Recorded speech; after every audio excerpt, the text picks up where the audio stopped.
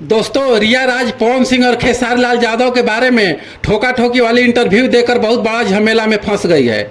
जब से interview viral हो रही है उतना ही रिया राज के लिए मुश्किल पैदा हो रही है।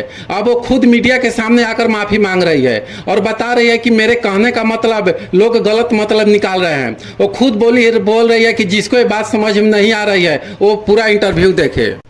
रिया राज का कहना था कि पवन सिंह और खेसारी लाल यादव पहले ठोकते हैं तब काम देते हैं। आखिर रिया राज इतना बड़े कलाकार का नाम बदनाम क्यों कर रही है? तो रिया राज एक नचनिया है, न कि एक मॉडल है। वो स्टेज डांस करके पैसा कमाती है। वहीं रिया राज अपने अड़ोसी पड़ोसी के शादी में डीजे पर डांस करती है।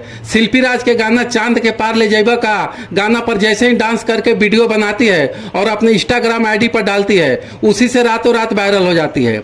इसके बाद मीडिया वाले, चैनल वाले उसका इंटरव्यू लेने के लिए जब जाते हैं तो मीडिया के माध्यम से आरोप लगाती है कि पावर स्टार पवन सिंह और खेसारी लाल यादव ठोका ठोकी करके काम देते हैं और अरविंद अकेला कॉलेज सिर्फ सुघरा के काम देते हैं। रातों रात घोड़ा पर चढ़कर चांद के पार जाने वाली रिया राज कभी ढोड़ी दिखा के तो कभी बदन दिखा के वायरल होती है।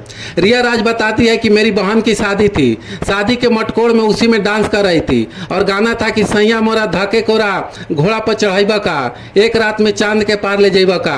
इसी गाना पर डांस करके वीडियो बनाती है और इंस्टाग्राम पर अपलोड करती है।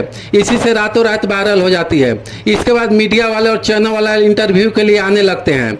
इसी में किसी ने पूछा कि आप पवन सिंह और खेसारी लाल यादव के साथ काम करना चाहती है? इस पर रिया राज बताती है कि पवन सिंह और खेसारी लाल यादव पहले लेते हैं तब काम देते हैं। रिया राज बताती है कि हमको बचपन से ही एक्टिंग करने की शौक थी, जो कि अब जाकर पूरा हो रही है। रिया राज के इंस्टाग्राम पर लाखों फॉलोअर्स है। आजकल वो बहुत तेजी से वायरल हो रही है।